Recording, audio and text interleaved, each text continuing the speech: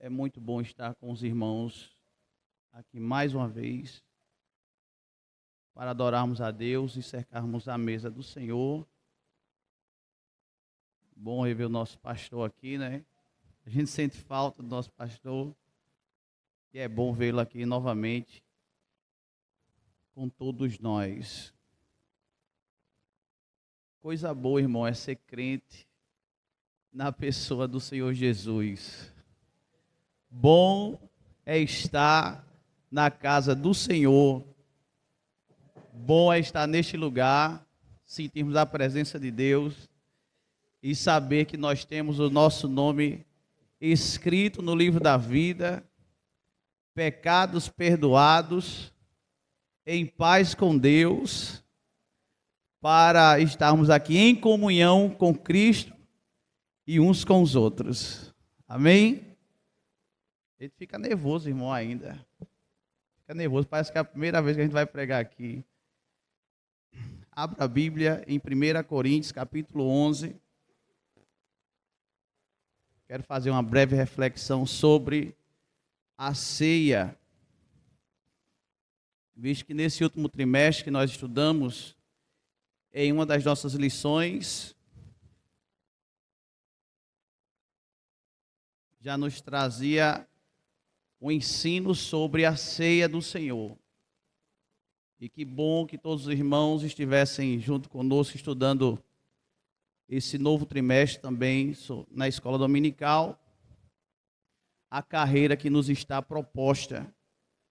Mas no trimestre passado estudamos sobre a igreja e também sobre a ceia, foi uma das nossas lições. 1 Coríntios capítulo 11, versículo de número 23, que diz assim: porque eu recebi do Senhor o que também vos ensinei, que o Senhor Jesus, na noite em que foi traído, tomou o pão e, tendo dado graças, o partiu e disse: tomai, comei, isto é o meu corpo que é partido por vós. Fazei isto em memória de mim. Semelhantemente, também depois de cear, tomou o cálice, dizendo: este cálice é o novo testamento no meu sangue. Fazei isto todas as vezes que beberdes em memória de mim. Porque todas as vezes que comerdes este pão e beberdes este cálice, anunciais a morte do Senhor até que venha. Amém? Glória a Deus. Meus amados irmãos, essa leitura que nós fazemos todos os meses referente à ceia do Senhor, ela nos traz muitos ensinamentos e nós precisamos levar em consideração tudo o que a ceia do Senhor representa a cada um de nós. A ceia do Senhor, ela tem uma importância muito grande na história da igreja, na história das Assembleias de Deus, na história da nossa congregação.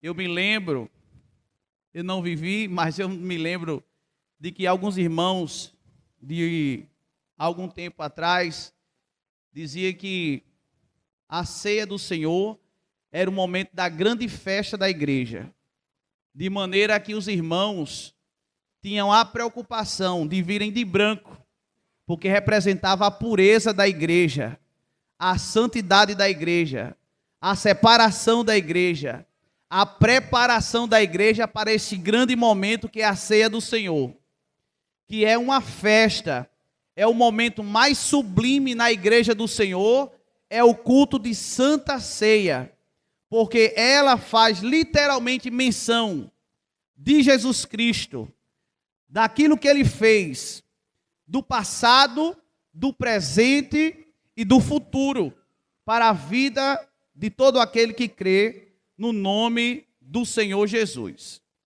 Na nossa lição da escola dominical, veio trazendo uns tópicos Uma lição anterior trazia as ordenanças. Jesus deixou 2 ordenanças para a igreja. A primeira ordenança foi o batismo, descer as águas, a verdadeira conversão, um testemunho diante de Deus e diante do povo de que verdadeiramente você agora fazia parte do povo de Deus, estava testemunhando diante de todos que agora você era uma nova criatura, por ter aceitado Jesus como Senhor e como teu Salvador. E a segunda ordenança, irmãos, a ceia. Então, se Deus deixou 2 ordenanças à igreja, a primeira foi o batismo por imersão, e o segundo foi a ceia do Senhor. Então, dessas 2, hoje nós estamos fazendo a segunda. A primeira, o batismo. A segunda, a ceia. A ceia do Senhor, nós temos pelo menos 2 símbolos, que é o pão e o vinho. O pão e o suco de uva. O pão representa o quê? A igreja sabe, a igreja é inteligente. O pão representa o corpo de Jesus. O pão representa Jesus como o pão da vida. Vamos abrir a nossa Bíblia. Está em João capítulo 6, versículo 33 ao 35, parte B. Jesus é o pão da vida. Ele mesmo falou que ele é o pão. João capítulo 6, versículo 33, 34 e o 35, parte B. Que ele diz assim: porque o pão de Deus é aquele que desce do céu e dá vida ao mundo. Disseram-lhe, pois, Senhor, dá-nos sempre desse pão. E Jesus lhe disse: eu sou o pão da vida. Aquele que vem a mim não terá fome. Jesus é o pão da vida. Jesus é aquele que mata a fome daquele que está com fome. Jesus é alimento para a vida eterna. Jesus é a substância que vai te dar força para caminhar mais um pouco nessa jornada. Eu estava perguntando ao irmão Cícero, quanto tempo o senhor tem de crente? Ele não disse a idade, mas ele disse: eu aceitei em 82. Eu disse: então o senhor tem 42 anos de crente. É uma jornada. E nós temos que fazer valer a pena todo esse tempo de caminhada na presença de Deus. E aí quando ele disse a idade, descobrimos, eu disse: hoje eu estou de maior. Esse ano eu estou fazendo 18 anos de crente. E eu tenho que fazer valer a pena cada ano. Cada dia que nós vamos vencendo as tentações. Irmão Valdiniz cantou aqui: tentado não cedas.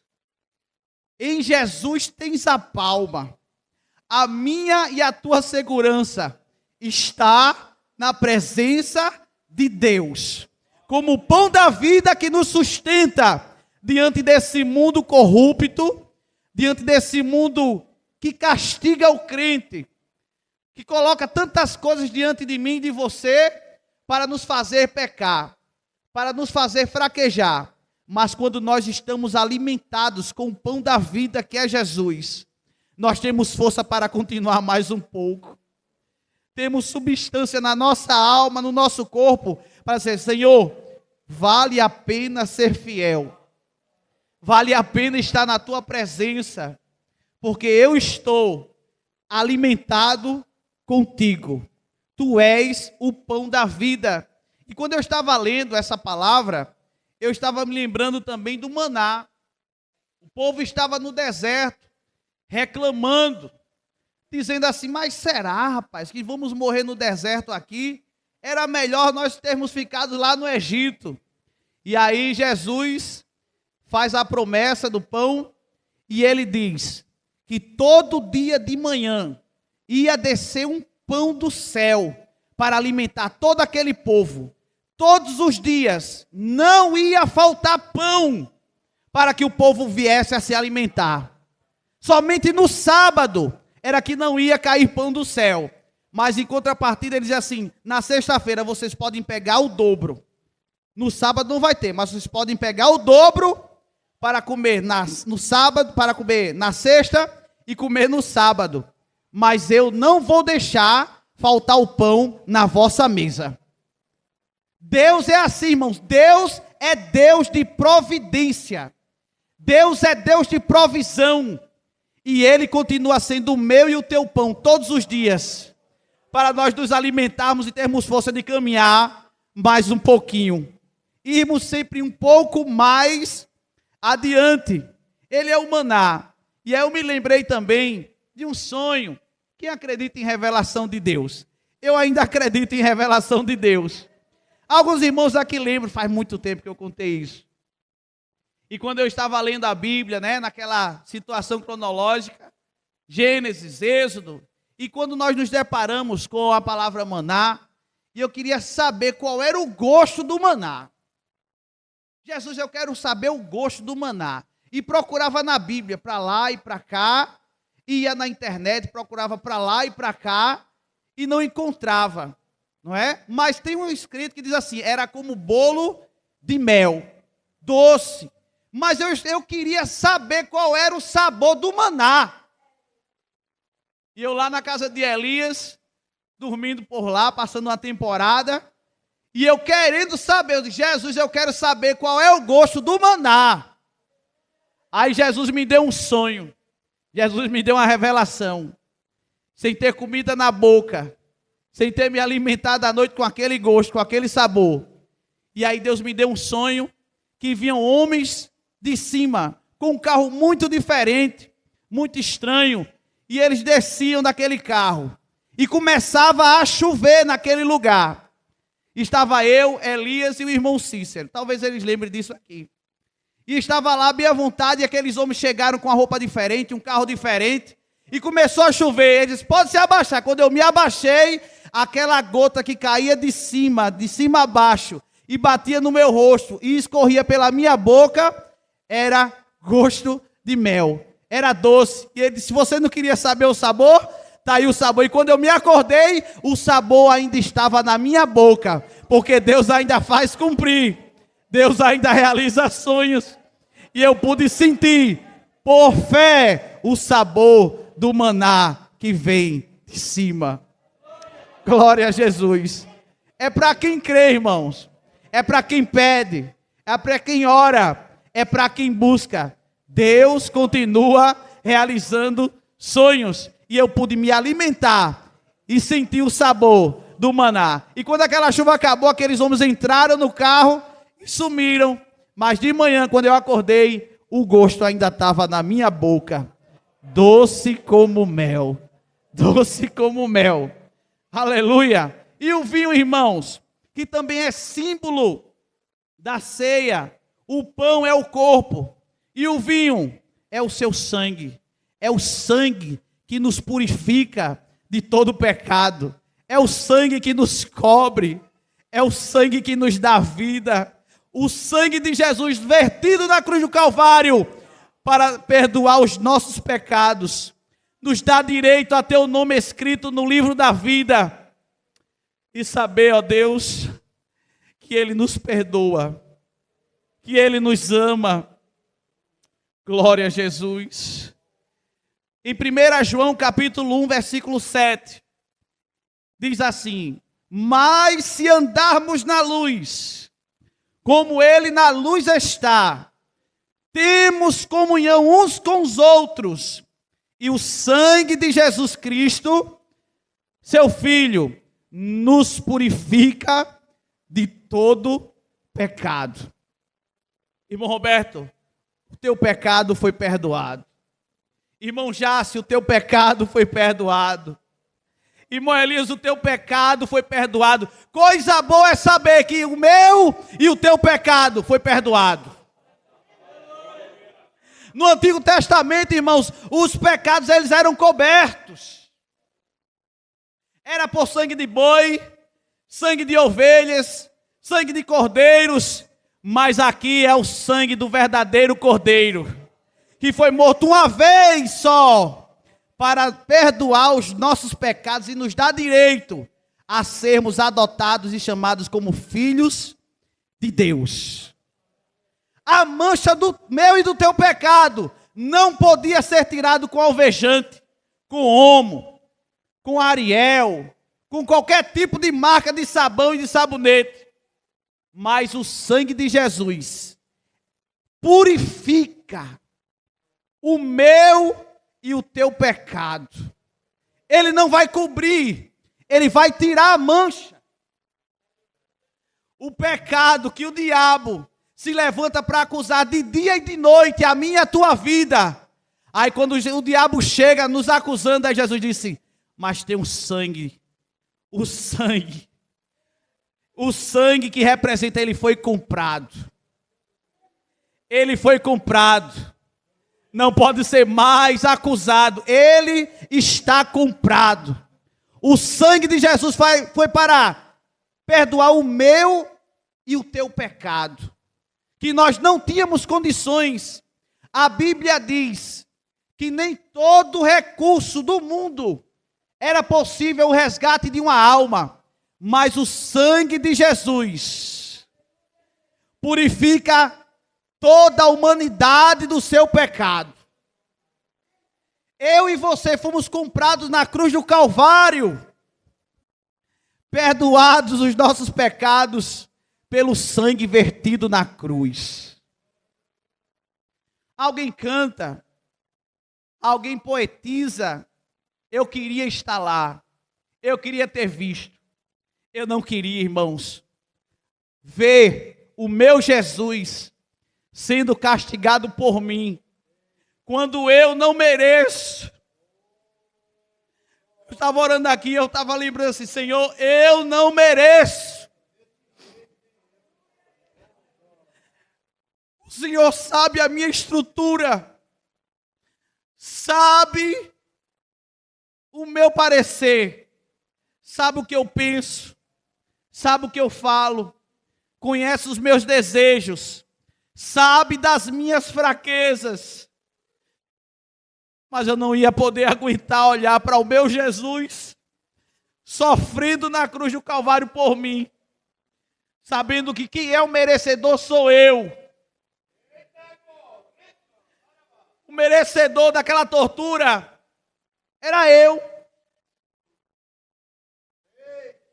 Qualquer um aqui. Nós, irmãos, estávamos como aquele ladrão da cruz. Mas tinha dois. Um disse, se tu és o Filho de Deus, salva-te a ti mesmo e depois salva a nós. Mas um daqueles ladrões disse assim, olha, que é isso, rapaz? Nós estamos aqui porque merecemos. Mas este aí nada fez para merecer o que está recebendo. Aí olha para Jesus e diz assim, Jesus, quando entrares no teu reino, ou eles, lembra-te de mim, quando entrares no teu reino, eles ainda hoje estarás comigo no paraíso. Até na última hora, no último minuto, no último instante de vida, Jesus continua salvando. Jesus continua salvando. E aquele pecador que reconhece que era merecedor, mas Jesus estava levando sobre ele o castigo, a tortura, os flagelos, estava sobre ele. Ele disse assim, não era para ele. Nós estamos aqui porque merecemos, mas este homem, a situação foi tão séria, irmãos, daquele flagelo, que momentos antes da crucificação, eu não sei, mas a mulher de Pilatos teve um sonho, que a deixou atormentada, e ela vem correndo e avisa ao ajudante, diga a Herodes, diga a Pilatos, que não se envolva na causa desse justo. E como disse o pregador, nós não sabemos o que ela sonhou. Será que ela sonhou com a via dolorosa? Será que ela sonhou no dia da morte? E no domingo, dia da ressurreição, Jesus sendo ressuscitado, ou aparecendo ressuscitado, será que ela sonhou Jesus sendo assunto aos céus, no Monte das Oliveiras? Mas será também que ela sonhou o dia que ele vem raiando nas nuvens, com glória, com poder, com autoridade? Aleluia! Glória a Deus, ele vem! Será que ela sonhou, irmãos? Ou será que ela sonhou com um trono branco? Para que todo joelho se dobre diante dele e reconheça: Jesus é o Senhor, Rei dos reis e Senhor dos senhores. Eu não sei, a Bíblia não revela, mas ela disse: não se envolva na causa desse justo, porque muito me atormentei esta noite. E disse: Pilatos, lave as mãos e não se envolva, porque esse homem aí, o que eu sonhei com ele não é coisa normal. Mas é assim, irmãos, o sangue de Jesus, ele nos purifica de todo pecado. Então, lembrando, a ceia do Senhor faz parte das duas ordenanças. A primeira é o batismo, a segunda é a ceia. Os símbolos da ceia: o pão, que representa o corpo, e o vinho, que representa o sangue, que nos purifica de todo o pecado. Eles não se transformam no corpo e no sangue, mas simbolizam o corpo e o sangue de Jesus. Na nossa lição dizia que não é para dar comunhão. A ceia do Senhor não é para dar comunhão, mas é para quem está em comunhão com Cristo.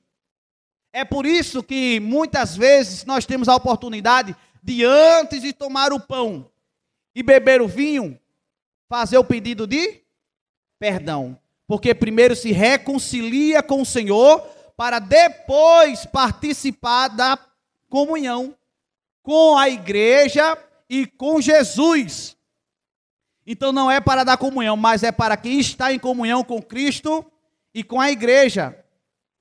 Alguns propósitos, temos que lembrar, faz menção de 3 tempos: passado, presente e futuro.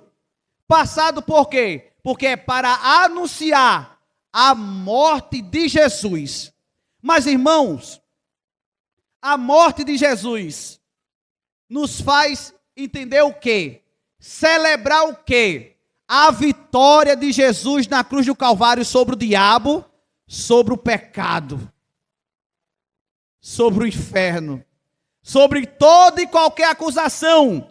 Então, quando nós estamos aqui para ceiar, e a Bíblia diz para anunciar a morte do Senhor, não é para eu e você ficarmos tristes, não. Porque foi na cruz do Calvário que foi garantida a minha e a tua salvação. A Semana Santa, os filmes, fazem até você chorar. Diz que naquele filme Paixão de Cristo, de Mel Gibson, até pessoas chegaram a falecer, morrer do coração, porque não suportaram ver um filme, o castigo que Jesus estava passando ali, naquele filme, era só uma encenação. Mas foi tão realista que as pessoas, ou algumas que assistiam, umas nem conseguiram terminar de assistir. E outros chegaram até a falecer dentro do próprio cinema, de tanta emoção. O coração não aguentou e partiram ali. Mas o que os filmes trazem é muita tristeza, muita coisa que nos fazem chorar. Mas nessa noite não é noite de ficarmos tristes, é noite de estarmos alegres, anunciando essa morte. Sim, a morte, mas essa morte de Jesus da cruz é a vitória sobre a morte, sobre o diabo e sobre o inferno, sobre o pecado, sobre tudo que nos era contrário. Na morte de Jesus na cruz nos garantiu vitória. E como disse o pregador, e a história diz também, que quando vencia-se um rei, aquele rei que era vencedor, tomava a coroa do vencido e colocava sobre a sua cabeça. Aí quando Jesus estava para ser crucificado, colocaram nele uma coroa de espinhos. Aquela coroa era a coroa do inimigo. Ah, Jesus, me dê a sua coroa, porque eu sou vencedor. Me dê a sua coroa, me dê a sua coroa. Quando o diabo pensou que estava vencendo, na verdade ele estava era perdendo. Quando ele disse, eu vou matar, é hoje a morte dele. Aí Jesus disse, pelo contrário, hoje é a minha vitória. Não se engane, irmãos, me perdoe e me permita fazer uma simbologia. Jesus foi crucificado no Monte Caveira, no Monte Gólgota, que é caveira. A cruz era como uma espada, que enfiada na cabeça da caveira, era como dando vitória ao povo de Deus. A caveira na representação do inimigo, a cruz sendo a espada que atravessa a cabeça da caveira. Jesus na cruz, quando deu o seu brado, Pai, em tuas mãos eu entrego o meu espírito. E expirou. Quando o diabo pensa que está vencendo, é a igreja recebendo a vitória do alto. Porque Cristo morrendo, ele não ficou morto, mas ao terceiro dia, ressuscitou. Ao terceiro dia ele ressuscitou. A ponto de que quando as mulheres chegaram lá, no jardim, como a gente assiste as pregações e aprende com os irmãos e uns com os outros, eram duas mulheres, irmãos.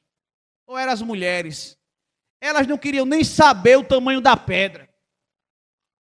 Vamos lá que eu quero ver o meu Jesus. Quem sabe alguém, menina, tem uma pedra gigante lá na porta do túmulo. Eu não quero saber, eu vou lá. Não olhe para a dificuldade das coisas, mas olhe para Jesus que resolve todas as coisas. Quando elas chegam lá, irmãos, eu te pergunto, a pedra estava lá? A pedra já havia sido removida. Ei, quando você se decide a fazer algo para Jesus, Jesus já envia o anjo resolvendo o problema. Quando ela chega lá, o anjo já tem afastado a pedra. Ela disse, onde colocaram o meu Jesus? Por que procuras um morto?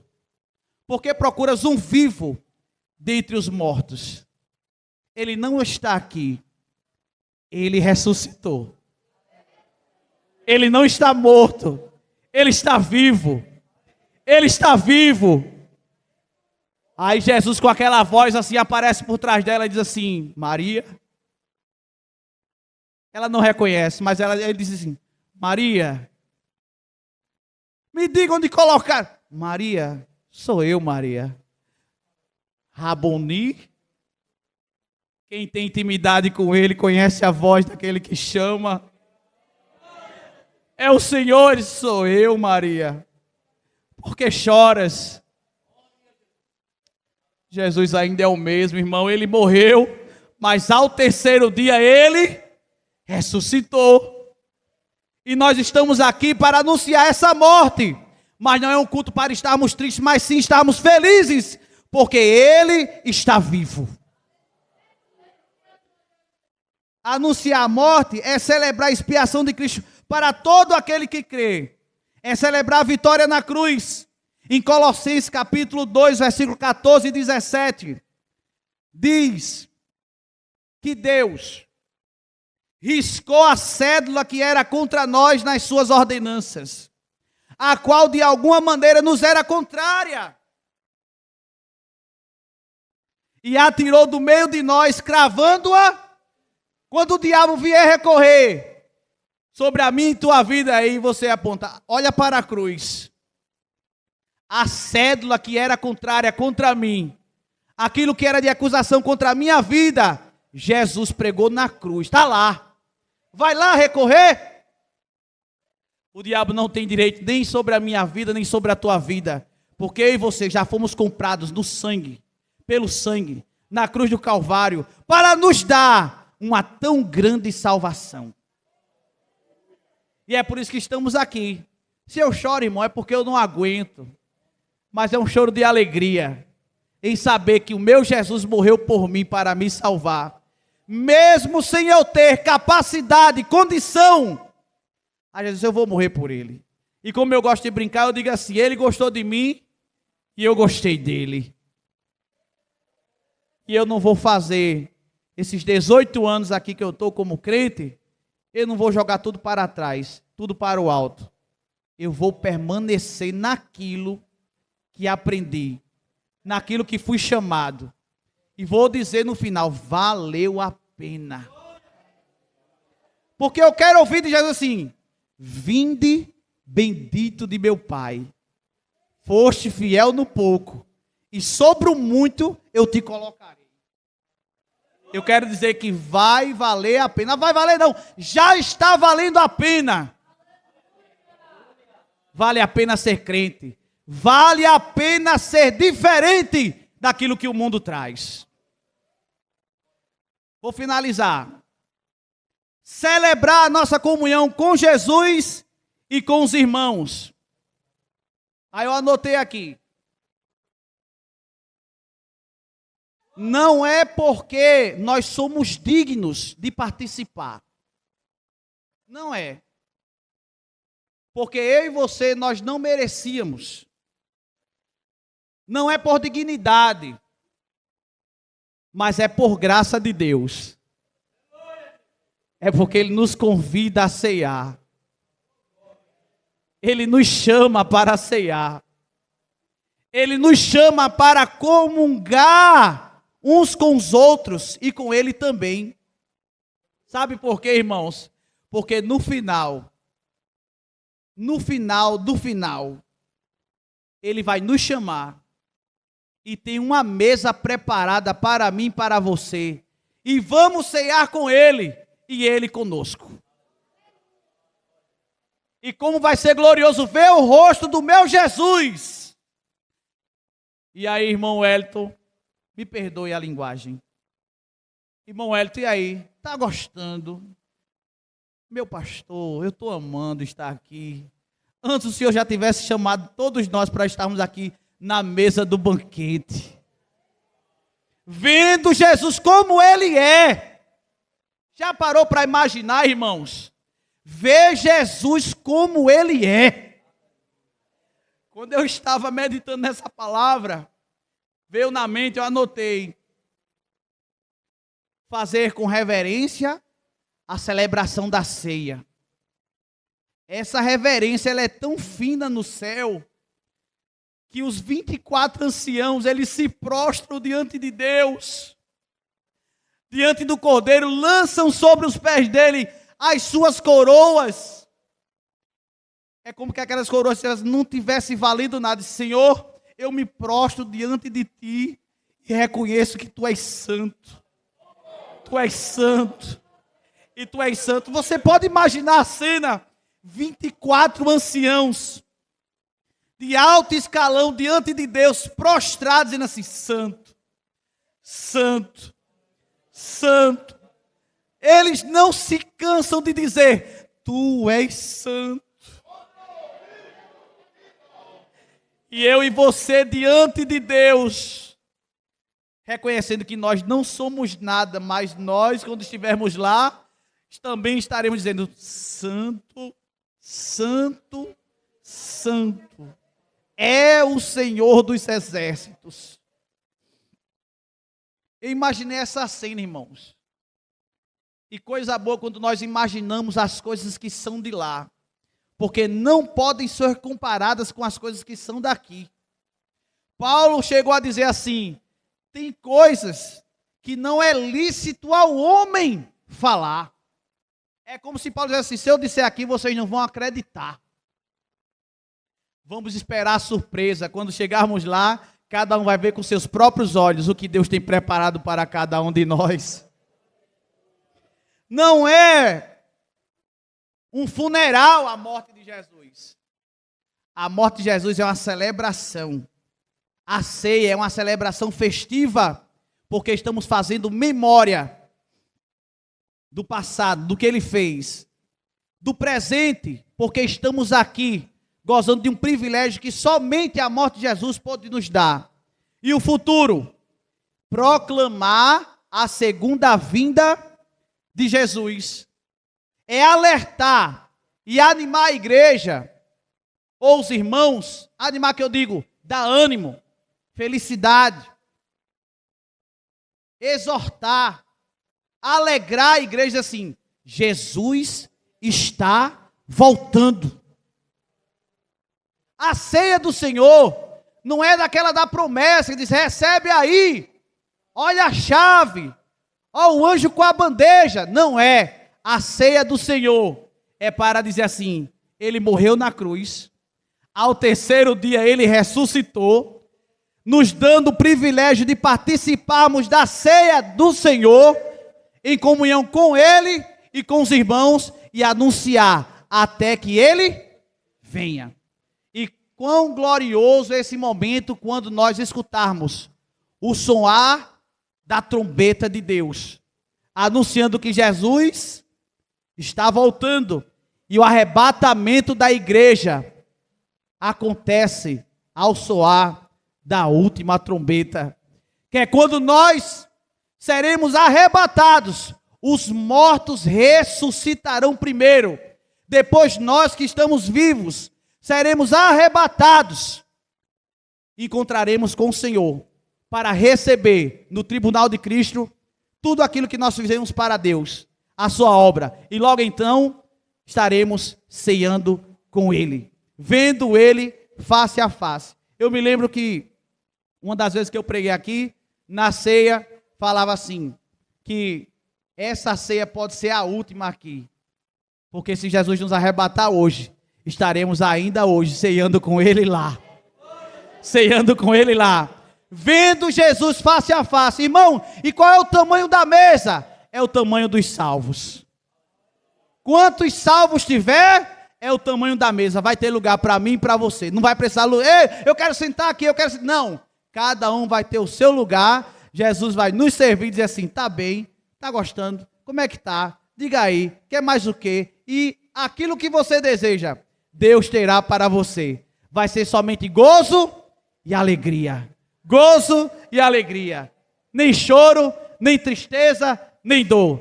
Alegria, gozo, salvação, glória, aleluia, louvor, adoração a Ele, o dono de toda glória, de toda a terra. Que Deus abençoe a igreja, em nome de Jesus.